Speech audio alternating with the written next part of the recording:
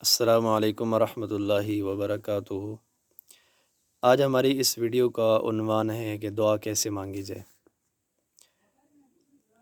الدعاء مخ العبادہ او کما قال رسول اللہ صلی اللہ علیہ وسلم، کہ آپ صلی اللہ علیہ وسلم نے فرمایا تمام عبادتوں کا خلاصہ، مغز، نچوڑ وہ دعا ہے۔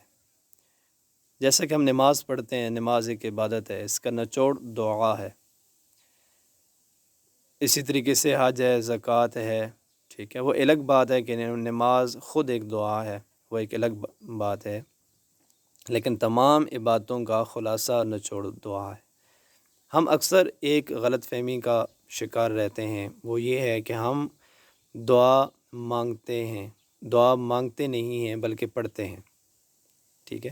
حالانکہ دعا مانگنی چاہیے، دعا کو پڑھنا نہیں چاہیے۔ ایک رسمی طریقے سے ہم پڑھتے ہیں، جیسے ربنا ظلمنا انفسنا وان لم تغفر لنا وترحمنا، سامنے پڑھ لی، بس ختم، آمین، ختم۔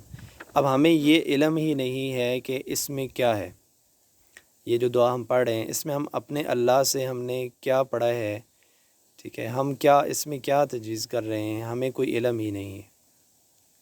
اور دوسری بات یہ ہے کہ ایک رسمی طریقے سے ہم نے اپنا طریقہ ادا کر دیا۔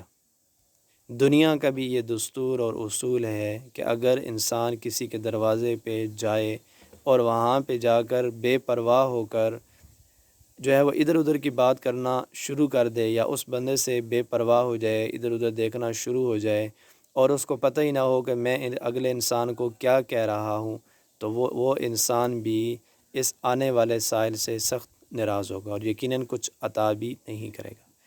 ہم جس رب سے مانگ رہے ہیں وہ احکم الحاکمین ہے، وہ تمام جہانوں کا پالنے والا ہے، اور اگر ہماری توجہ ہی اس ذات کی طرف نہ ہو تو کتنے افسوس کی بات ہے، جو کہ اکثر ہم لوگوں میں پائی جاتی ہے، کہ ہماری توجہ اس رب کی طرف ہوتی ہی نہیں ہے، ہمیں پتہ ہی نہیں ہوتا کہ ہم کیا مانگ رہے ہیں۔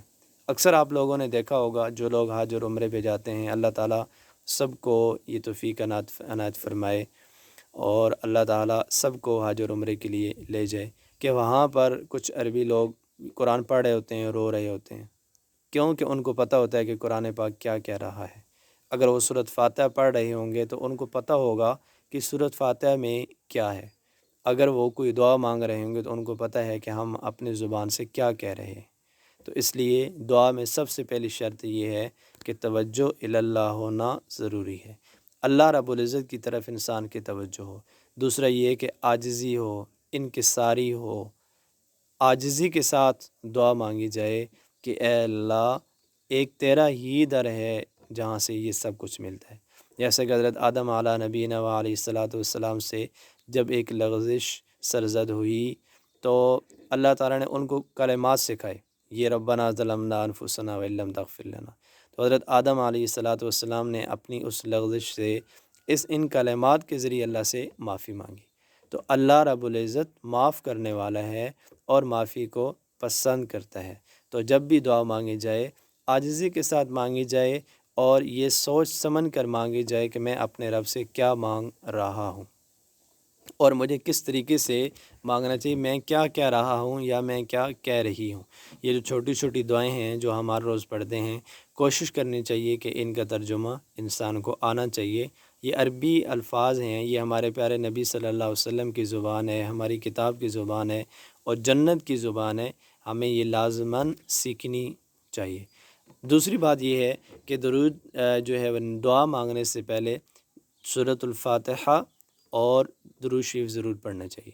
سب سے پہلے سورۃ الفاتحہ اور اس کے بعد درود شریف آپ صلی اللہ علیہ وسلم کی ذات پر، اور اس کے بعد کچھ عربی دعائیں پڑھنی چاہیے۔ پھر درمیان میں انسان اپنی زبان میں جو مانگے اللہ رب العزت سے عاجزی اور انکساری کے ساتھ مانگے، اور اسی طرح پھر آخر میں پھر جو ہے وہ سورۃ الفاتحہ اور پھر درود شریف اور پھر دعا ختم کر دی جائے۔